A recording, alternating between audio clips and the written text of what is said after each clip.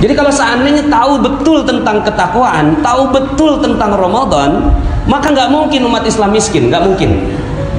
Umat Muslim nggak mungkin miskin, nggak mungkin terjadi pengusiran luar batang di Jakarta, nggak mungkin. Nggak mungkin punya utang, nggak mungkin terusir dari rumah kontrakan, nggak mungkin berbagai masalah muncul kalau benar-benar memahami tentang konsep Islam dengan baik. Memahami konsep Islam dengan baik kan gini, kita berpikir Islam, ya, kalau apa konotasinya Islam? Islam tuh miskin, jorok, ya, kemudian tak berpendidikan, buang sampah sembarangan, betul? Ini yang di kepala kita kalau bicara tentang Islam, ya. Kalau bicara tentang Barat, jaya, bersih, rapi, kotanya luar biasa, ya. Itu yang terbayang di kepala kita. Padahal yang harusnya terjadi adalah kalau dia sudah masuk Islam, udah nggak mungkin miskin, nggak mungkin punya utang, nggak mungkin punya masalah, semuanya masalah beres. Allah semua yang beresin, masya Allah. Seandainya tahu betul tentang konsep ini. Jadi yang selama ini kita pahami adalah kalau udah masuk Islam, dapatnya nanti di akhirat, di dunia kagak dapat. Kata siapa?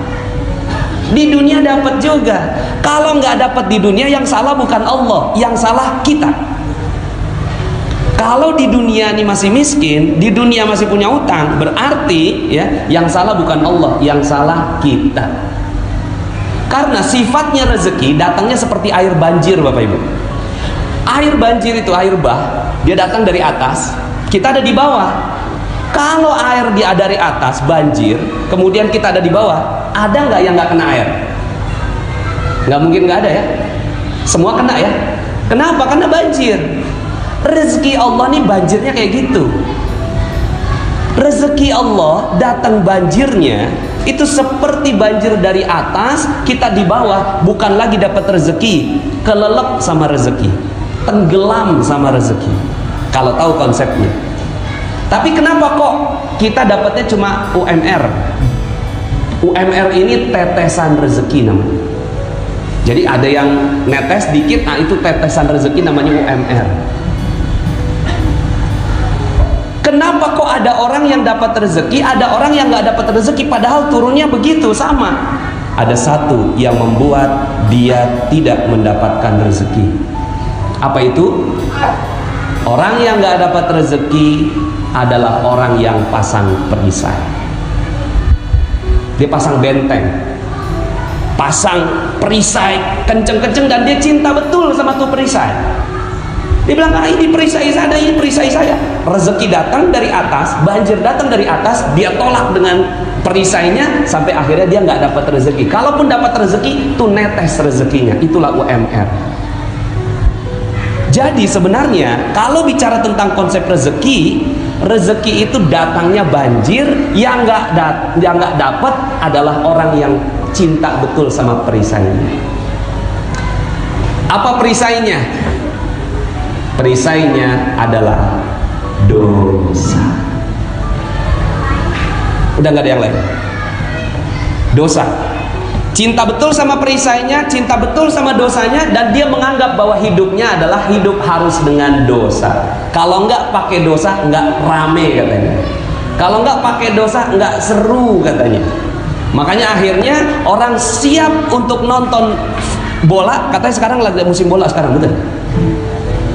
Benar ya? Suka betul nonton bola. Berapa jam tuh bola? 1,5 jam. Dengerin ceramah 20 menit, itu pantatnya panas, Bapak Ibu.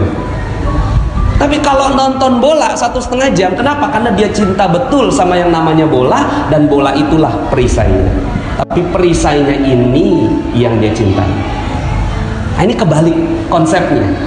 Kalau dia tahu betul, maka rame ini masjid.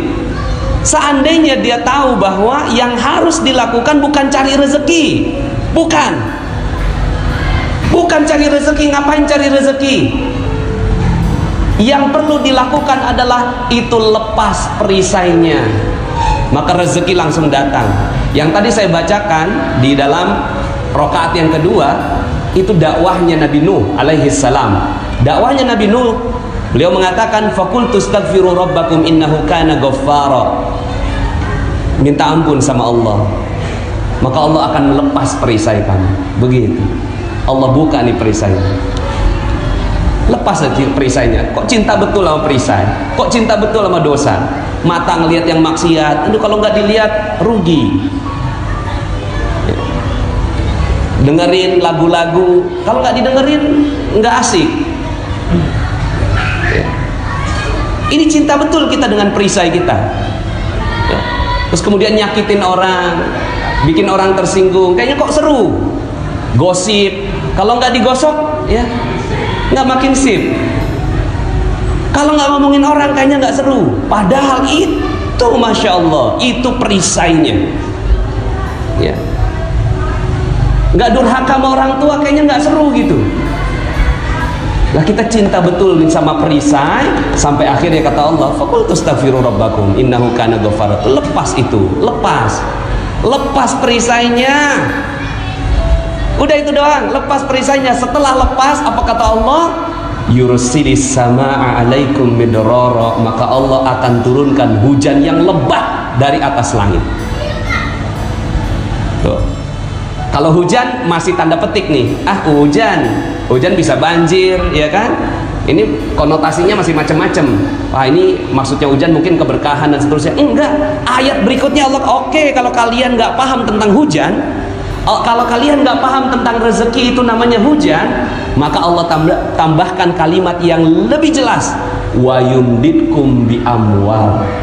Dan Allah tambahkan amwal. Allah nggak bilang tambahkan keberkahan, Allah nggak bilang tambahkan pahala, Allah nggak bilang tambahkan rezeki, enggak, langsung Allah katakan wa yumditkum bi amwal, dan Allah akan tambahkan harta dalam bentuk jamak, amwal, bukan mal, al amwal.